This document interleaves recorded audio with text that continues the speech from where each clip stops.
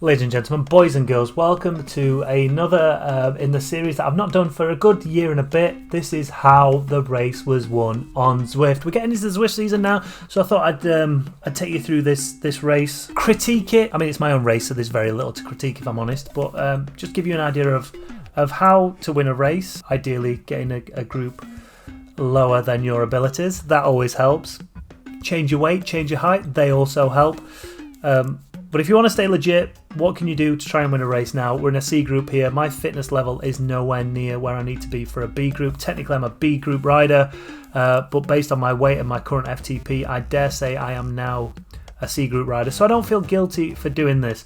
As you can see, I wouldn't advise. That's a big tip. Don't advise trying to create a live TikTok while you're riding away, because you will get dropped. So here we go. We skip forward just a little bit. Lap 2.5 now. I've got an aero. Decent. But you can see from my graph, you can see where it's spiking a little bit, where I'm having to put some work in, and that is at the end of the lap. So you can see over on there, sorry, just over there, you can see those little spikes where I'm having to work. Nothing major. Again, we can skip all the way to 13 kilometers into the race. We're coming up to the final lap now, and you'll see that not a great deal is happening. There was a bit of pressure applied through that third lap. You can see quite a bit of yellow and red, and then working up that hill just to see. In fact, let's go back to that point because I want to just check that out. Where are we? All right, so we skip forward to lap 3 of 5. We're coming up to finish the final lap. I'm still there or thereabouts on that front group. I think they were back markers just in front of us, just going around that left-hand bend now.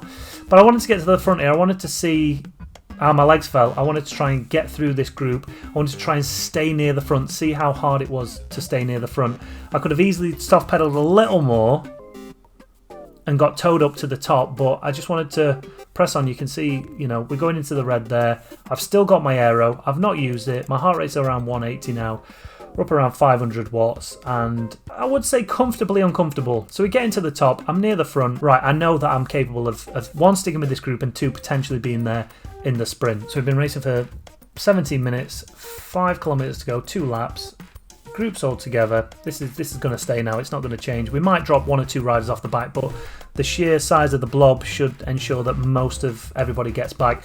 And another thing to note is, you probably do it already, but just notice who's using the power up and when they're using them. Like, a lot of riders there are using that draft to try and get back on, so potentially they got dropped from that little incline.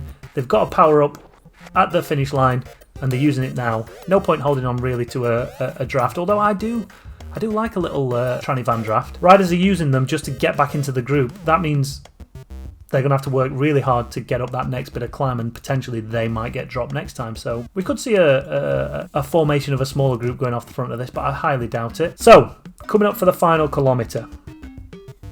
Everyone's jockeying for position. We're back up this incline now. Now, I know it's going to go harder up here than it has done all race. It's got to. People are getting nervous. You're going to have riders who feel that they can ride away. You're going to have people using power-ups there, which is just going to get them to the front a little bit quicker. It's going to allow them to work a little bit easier, so speed's going to increase. So, you know, it's going to get a little bit tetchy here. But also we've got 1, 2, 3, 4, 5, 6, potentially 7 or 8 back markers that we're going to overtake here. You can easily get caught behind one of them, so you have to keep on. You have to keep working to the level of this group rather than backing off a little bit and getting caught behind one of these back markers. Them just getting you off the back a little bit, then having to work really hard. 700 meters to go.